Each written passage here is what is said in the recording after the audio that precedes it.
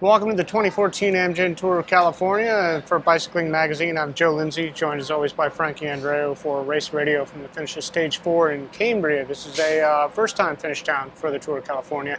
And Frankie, today the profile, a lot of it seemed to indicate sprint, but that ended up not being what happened. Yeah, and you picked that, didn't you? Yeah, by luck. Yeah, by luck. Well, at the start, nice start village in Monterey, beautiful. Yeah, beautiful. The guys came out really late, trying to avoid the heat as much as possible. Very hot day. Oram and Eastman didn't start from Bissell, but also Tom Zerbel. And Zerbel did this last year where he quit halfway through Tour of California in order to rest up, and of course he won the time trial U.S. National Championships. So that's probably on his mind. But for the guys that were in the race, 6 riders went up the road, which contained Cook, Jones, Johnny Clark, Will Routley, Kevin DeMassmaker, and Gregory Daniel from Bissell, and they only built up a lead about 3.5, 4 minutes. They never got much. Sky was there, really keeping a tight leash on them, and it looked like well, at some point the responsibility for the chase is going to shift from the GC team to the sprinters teams to chase, and when it did, we got a tailwind. And everything changed at that moment. And all of a sudden, over the last KOM, you could see the lead actually went out a little bit. And these guys, you could see it was kind of in their minds.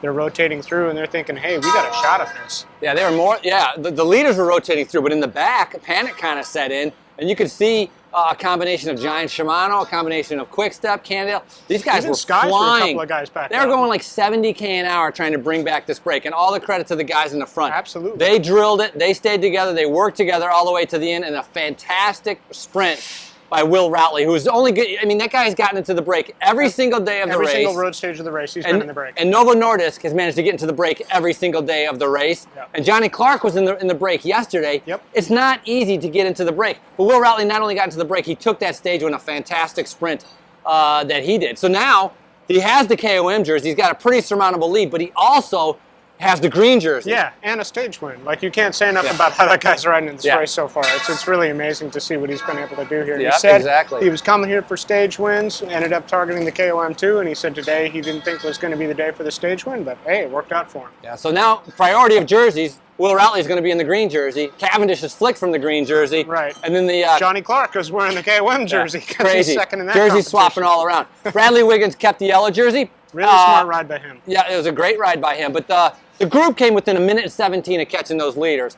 But because it was so fast in the run-in, Wiggins was right up there. If you look at that, it's like Cavendish, Sagan, Degenkolb, Freddie Rodriguez, like Goss, all the sprinters. and then Wiggins. So he got a 4-second kind of advantage over Dennis Rohan.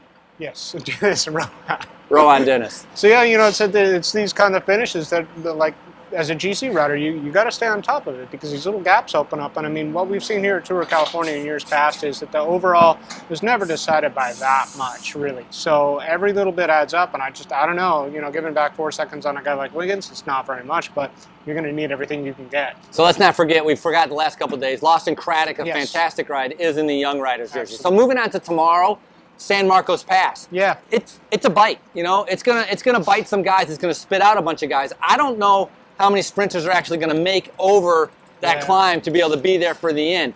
And depending on how hard the climb is, we've seen Wiggins get isolated. I don't know if Garmin's going to be thinking about, hey, maybe we isolate Wiggins, because how far is it to the finish? 20 miles? It's the KOM, the summit of the KOM is at 90 miles, so it's 17 miles from the summit to the finish. Yeah, if Wiggins is alone, 17 miles, a lot can be done. But even if Wiggins lost the jersey tomorrow, the way he climbed in that first day, I think when he goes, it'll be a different ballgame. So I can't even predict who's going to win tomorrow because of that San Marcos Pass. But it's going to be it's another long day, over 100 miles. It'll be tough on the riders. It's going to have a different flavor than today, I think, because they go inland. They don't get that coastal breeze, and I don't think there's going to be the kind of tailwind that they got this time. And it's going to be really hot. We're looking at highs potentially approaching 100 degrees out there. So it's going to be a really long day for the guys in San Marcos. Like you said, throws a wrinkle in. I don't think it's really possible to predict exactly what's going to happen with that. So that's Race Radio from Stage 4 here in Cambria. Tune back tomorrow and see what happens in Stage 5.